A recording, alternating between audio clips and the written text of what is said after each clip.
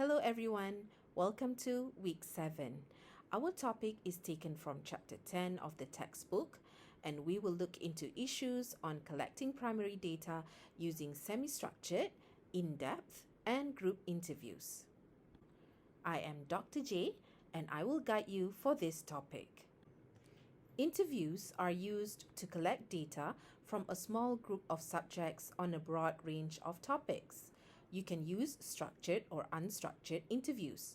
Structured interviews are comparable to a questionnaire with the same questions in the same order for each subject and with multiple choice answers. For unstructured interviews, questions can differ per subject and can depend on answers given on previous questions. There is no fixed set of possible answers. On the one hand, a standardized or structured interview is a type of interview that relies on a set of standardized and premeditated questions in order to gather information. This will be discussed further in Chapter 11.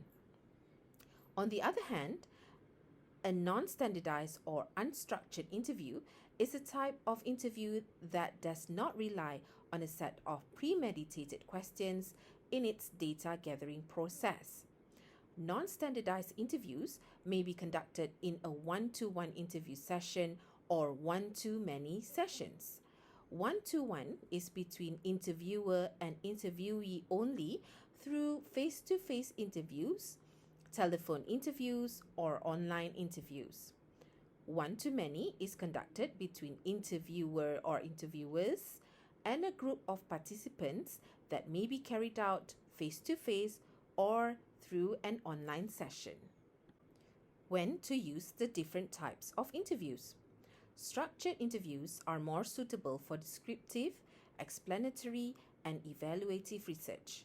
Semi-structured suits exploratory, explanatory, and evaluative research, while unstructured interviews are suitable for exploratory and evaluative research. Other than the type of research that is conducted, researchers may decide the right type of interviews based on 4 elements.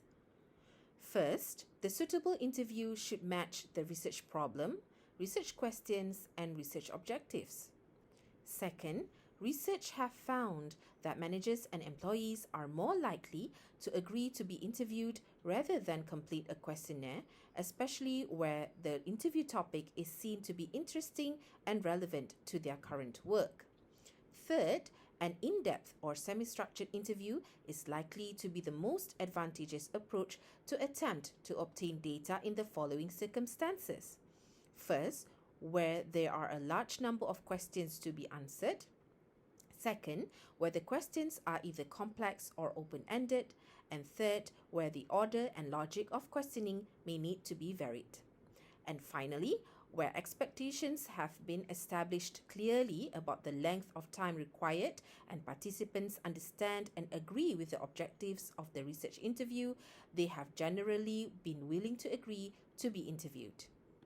Researchers that have decided on using interviews as their method of data collection need to conduct the following to overcome data quality issues. When the researcher has chosen to use interviews as their research approach, they should be able to explain their research design, the reasons underpinning the choice of strategy and methods, and how the data were obtained. This will be needed by others to understand the processes that the researcher used and the research findings. Interviewer and interviewee bias is related to the ways in which these types of interview are prepared for and conducted. Please view section 10.5, box 10.6, and section 10.6 and box 10.11 for further information.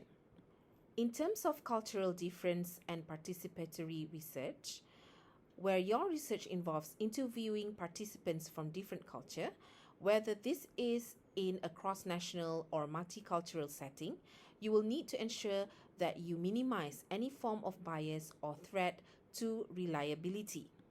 Issues on generalizability of findings from qualitative research using only one case or a small number of cases has been debated by a number of researchers because of the specific issues that is focused in the research.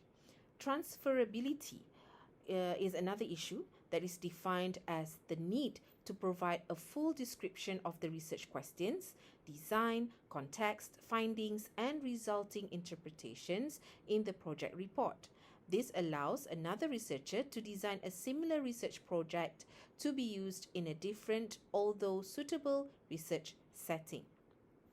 In terms of validity and credibility, semi-structured and in-depth interviews can achieve a high level of validity or credibility where conducted carefully, using clarifying questions, probing meanings, and by exploring responses from a variety of angles and perspectives. It is very important that interviewers be well prepared before conducting their semi-structured or in-depth interviews. First, they need to be knowledgeable about the research topic and the organizational or situational context in which the interview is to take place. Credibility may also be shown by giving relevant information to participants before the interview. Providing participants with a list of the interview themes before the event, where this is appropriate, should help this.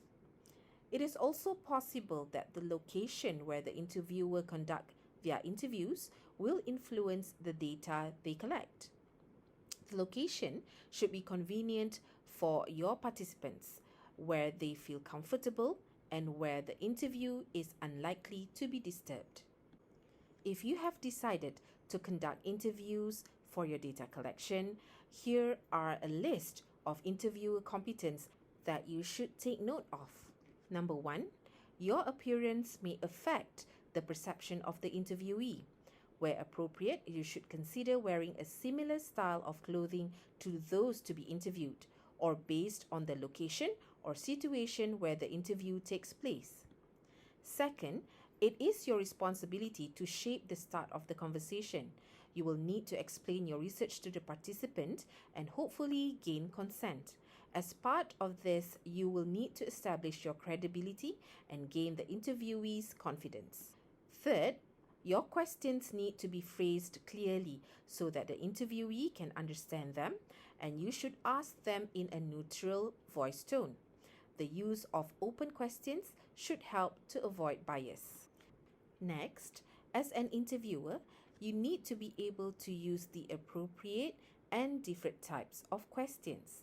The first type of question is open questions.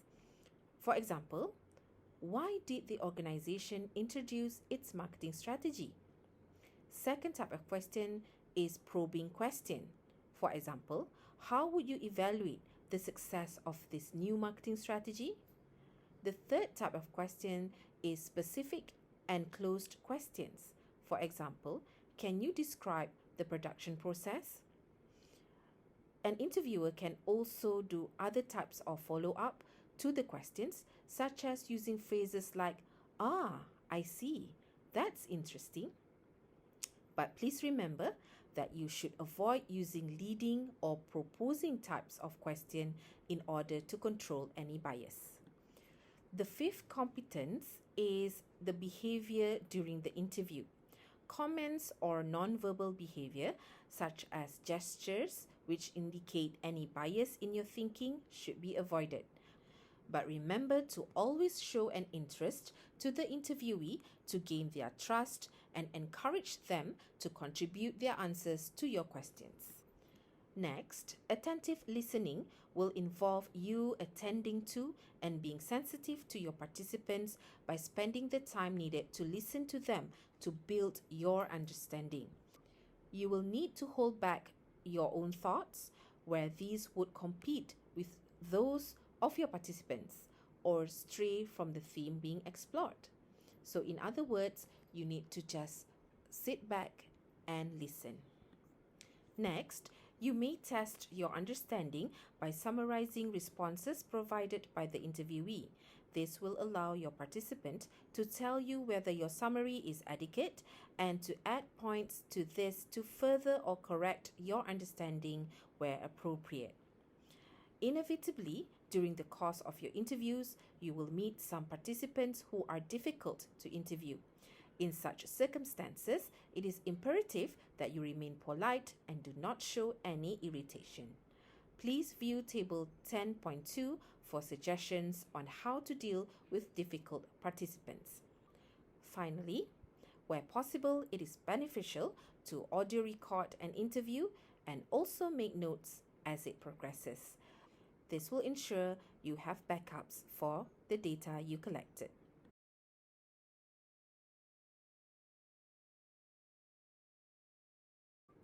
As an interviewer, you should also take note of how to manage logistical and resource issues. Some issues include the time constraint, cost, and other resources, as well as logistics in terms of traveling to your interviewee. Other management issues include time management, interview scheduling, interview management, and also recording your transcriptions. Focusing on the issues and the management challenges will ensure that your interview will run smoothly. Semi-structured and in-depth interviews can be conducted through group interviews and focus groups. These two types of interviews are conducted with the interviewer and a group of participants. For focus groups, there is a specific focus that the groups or the participants will be focusing on. Interviews can also be conducted through telephone and also internet-mediated interviews through online platforms. When conducting interviews through online, interviewers can choose to conduct it through a synchronous or synchronous method. A synchronous method can be done through email interviews or internet forums, whereby synchronous method, the interviewers can use chat rooms or other forms of online meeting platforms. Let's now summarize Chapter 10. First, using interviews, you are able to get rich and detailed data, and this will depend on the purpose of your research. There are semi-structured or structured interviews, and according to your research design, you may choose the right type of interview to suit your research. As mentioned earlier, everything must be related to your research questions and research strategies. When conducting interviews, it is important to establish personal contact, and there are some important considerations that you need to take note of, such as data quality issues, interviewer competence, and also resource management. Interviews can be conducted face-to-face, either one-to-one interview or group interviews or focus groups, as well as using electronic type of interviews, such as using chat rooms or online meeting platforms. That is all for our topic for week 7. Have a nice week ahead. Take care. Dr. J here signing off. Bye-bye.